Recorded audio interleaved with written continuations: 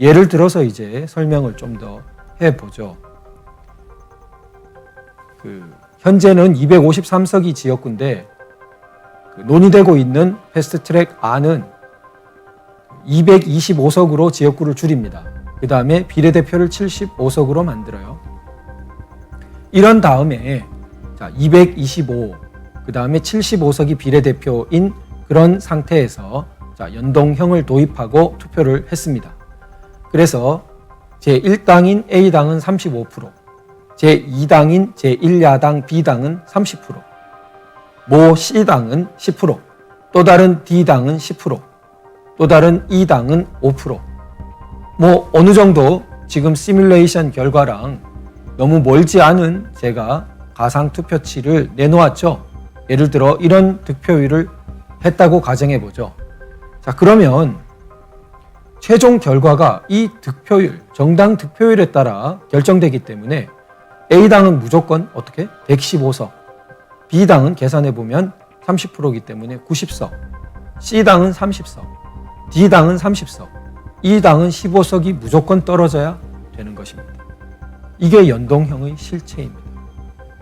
자, 그러면 더욱 충격적인 것은 이게 어떻게 작용하냐면 A당 혹은 B당은 제1당, 제2당이기 때문에 소선거구제에서 많은 의원을 배출시킵니다. 지역구에서. 그럼 특히 B당은 90석을 225석 중에 90석을 배출했다고 하죠. 그럴 수도 있지 않습니까? 충분히.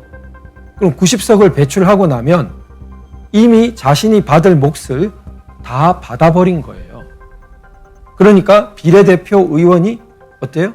하나도 없는 결과에 도달하게 됩니다. 그러면 결론을 미리 말씀드리죠. B당을 지지한다고 30%나 표를 던진 30%의 국민은 어떻게 됩니까? 유권자의 30%는 헛일한 거죠. 그 사람의 투표 가치가 0이 되는 겁니다. 이게 말이 됩니까? 우리를 헷갈리게 하려고 그렇게 명분으로 내세운 말이 뭐였죠? 사표 방지라는 말이었어요. 내가 투표한 것이 패배한 사람에게 찍은 내 표가 사표가 되지 않냐. 그 표가 억울하다라는 게 연동형 도입해야 된다는 명분이었어요. 곧잘 그렇게 말합니다. 그럼 지금 발생하는 이 사표는 어떡합니까? 35%에 해당하는 1당의 투표자들도 마찬가지예요.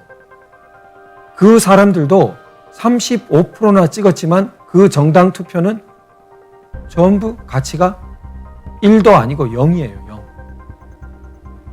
무한정의 차이가 납니다. 자, 반면 15석, 30석 배출하는 10%, 5% 지지 정당의 투표는 가치가 어떻습니까? 5% 만들면 15석을 배출했어요. 그러면 유권자의 5%인 사람이 이 당을 지지한 그 투표 가치는 어떻게 돼요? 자기 투표 가치가 5%만 모였어도 의석수가 15석이 됐습니다. 도대체 이 정당 투표에서 이 당을 투표한 사람의 투표 가치하고 A당, B당을 투표한 사람 75% 유권자의 투표 가치가 어떻게 됩니까? 너무나 불합리하지 않습니까? 75% 투표한 사람의 정당 투표 가치는 0이 되고 5% 투표한 사람들의 가치는 5%만 모아도 의석수 15석으로 돌아온 것입니다. 이것이 소선거구제에서 자신의 지지 정당인 사람의 후보가 당선되지 못한 것에 대한 보완책이라면서 할 수 있는 내용입니까? 이건 보완이 아니라 전혀 다른 제도를 만들어버린 거잖아요. 보완을 한다면서 더욱 심각한 문제를 만들어 내고 있지 않습니까?